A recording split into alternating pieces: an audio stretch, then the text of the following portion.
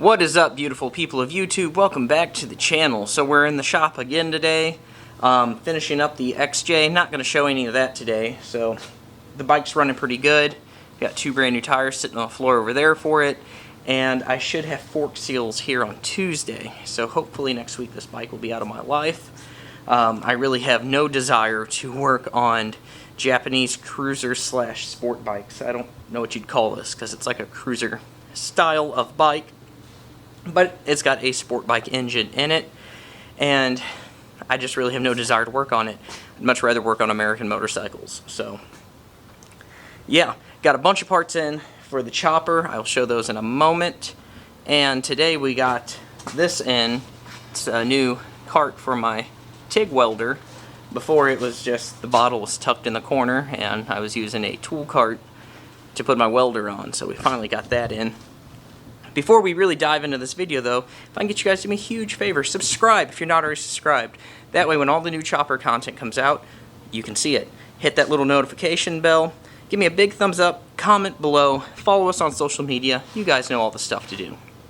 So let's go ahead and dive into what this video is about. So the Throttle Addiction Hardtail kit, I got it all in this week, and we're going to go through and I'm going to show you guys what came with that kit. So there are a lot of different Sportster hardtail kits out on the market, and I went with a TC Bros on my last build, and on this build I was wanting to do something different. And after looking around, there were two companies who had complete kits that I really liked, and that was Lead Sled Customs and Throttle Addiction. Prism Supply had one that I really like the look of, but they don't sell it as a complete kit, and I wanted to try one of these almost complete kits. So this kit from Throttle Addiction, it pretty much comes with everything you need except a gas tank. If you're going to reuse your factory gas tank, they pretty much come with everything. So I'm going to throw you guys on the tripod. We're going to dive into this, and I will show you what all I like about this kit, what I don't like about the kit, and just my first thoughts on it. So let's dive into it. Alright, so the Throttle Addiction Sportster Hardtail kit. When you go to their website, there's several different ways to order it. You can order just the hardtail, or you can order it as a kit. And then as a kit, there's several different options. Through that kit, you get to pick what size sissy bar you want, what kind of seat you want, and I think that's all. There may be a fender option also. But I went with the most expensive version of the kit. All in all, it cost me just shy of $1,700 shipped to my door, and it included almost everything. So the first thing I'm going to show you is the hardtail itself. It's all still in its packaging. So this is the way that it's shipped, just like this. The sissy bar is mounted to the top, and this is a heavy hardtail kit. Much heavier duty built than the TC Bros for certain. So overall, I really like the build quality of this kit. It comes already with the fender mounting tabs welded on, the battery tray welded on, as well as the oil tank supports all welded on. So there's very little that you have to weld with this kit. The brake stay is also already welded on. So all you have to do is chop the bike, weld on this hardtail, and most of the hard work is already done for you. Also, the backbone on this bike is hollow, so you can pass your wiring up through the frame, have that real clean look. I'm not going to pull this out of all the wrapping yet, because as I said, it's going to be probably another month or two before I actually get around to building this. So I'm going to show you what came in the next box. So in total, this shipped in 3 boxes. In the next box, they give you a Paco 5-inch wide fender. Seems like a pretty heavy gauge fender. Overall, I'm pretty happy with it. And then on that sissy bar, it has a flat support welded in already for this fender. So you're going to have to weld on the bung for the lower support and drill some holes for the upper support, but not a lot you're going to have to do to put this fender on. Also included inside of that box was this box, and in this you have their horseshoe style oil tank. does have a little bit of surface rust on there, but nothing that won't wire wheel off. This uses a stock Harley-Davidson dipstick, so that's nice. And it's already got the bungs and everything welded on for all your fittings and all that. It also includes this little hardware kit, which has your axle adjusters, your fender bungs, and your tie-down kit for the battery. It does not include any other hardware, so any of the hardware you're going to need to mount that oil tank, you're going to have to go to the hardware store, get some bolts. It's kind of a little bit of a downside, but at the same time, if you wanted to use some special anodized bolts or stainless steel bolts, whatever you want to use, you can. So it's a plus and a minus, right? So they don't, you're not pigeonholed into having to use the bolts that they gave you, but it is kind of nice though. Like TC Bros and Lowbrow seem to give you all the hardware when you order their stuff. So it's a plus or a minus depending on how you really want to look at that. And in the last box they sent is the seat. So I went with the King and Queen seat. So it's got a spot where it will bolt on to the back of the sissy bar. There's already a bolt in there. And on that sissy bar there is a bracket already welded on for this to bolt into. They hand make these seats to order. It mounts with this little tab right here. So the backbone, I don't know if it shows right there it does. The backbone of that frame, this will sit right on, and then that will lock right into the back of that frame. So real nice. It's on there tight and easy to get off if you need to take this off on the side of the road, or if you need to do any maintenance. It's one bolt and the seat will come off. Overall, it feels like a really nice seat. This is marine grade vinyl, I do believe, so you're not going to have to do all the maintenance like you would with leather. The stitching on it's really nice. It's a very narrow seat in the back.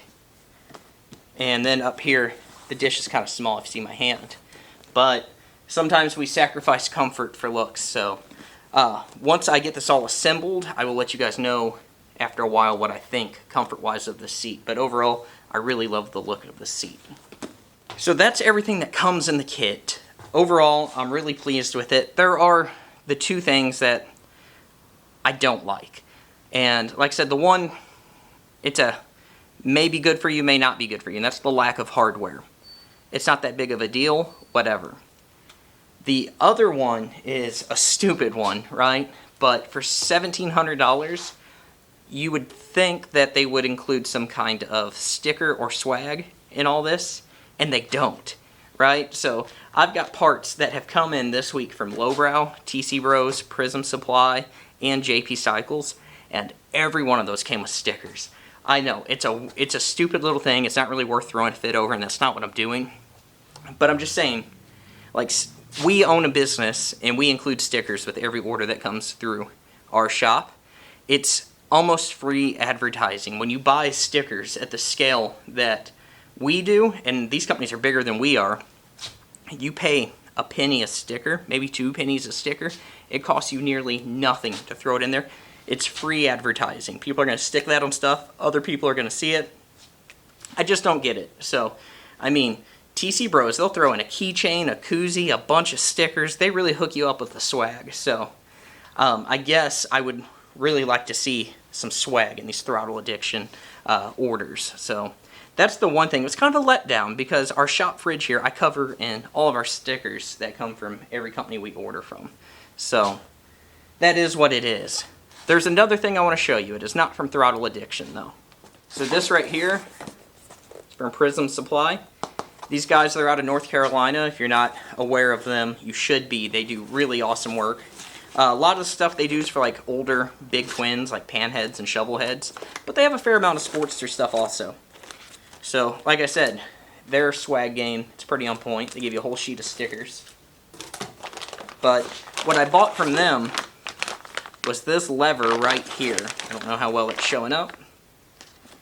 So on this next chopper, rather than having a key to start the bike, I'm going to have this lever. And whenever you want to start the bike, you just reach down and, well, actually I think it's a pull. It's a pull motion. So you just pull this lever and the bike will start. It's pretty cool. I like it. I know some people they want a key because it gives them this false reality of security. It doesn't matter if you've got a brand new Indian or Harley Davidson or a 70-year-old bike. If somebody wants to steal your bike, they're going to steal it. And no amount of rotor locks or chains through the wheels or any of that crap is going to stop them. They will pick your bike up and carry it off. So I'm not too hung up on having a key on this bike. I mean, even on a Sportster, if you have a key on there, it's not that hard. You can rip the wires right at the back of the switch. And if you know which 2 wires to twist, the bike will start. So, but I think this is going to be a cool little gizmo, cool little thing to have on there. Getting really excited to have this bike put together. So we've got the tank, the bars, all the hardtail components. The chain conversion came in today. So pretty much everything to get the bike put together. There are still some things that I'm going to have to get. I'm thinking about extending the forks, maybe some different color hand controls, but really nothing like critical to this bike. One of the big things I wanted to get before I started any of this was the chain conversion kit, which I got through TC Bros. They seem to have the best price on chain conversion kits around. But the easiest time to install a chain conversion kit is when you are disassembling the bike, because you have to take the belt off anyways, and there's no easier time to get that sprocket off than when the belt is still on. Ask me how I know. I fought this on the last build. So overall, everything's here. We're excited. We're going to get this bike going, and hopefully before Thanksgiving we should have a rolling bike. Who knows? But I can't wait to share it with you guys. I'm super excited. The channel keeps growing, and that's because of each and every one of you. So once again, if you're not subscribed, bang that subscribe button. Give this video a big thumbs up. Comment below. And head on down to the description box where the links to all of our social media are, as well as our company website, Headstalls.com, where we sell everything for horses, and there's a 5% off discount code. I will catch all of you in the next one. I love each and every one of you. I'm out of here.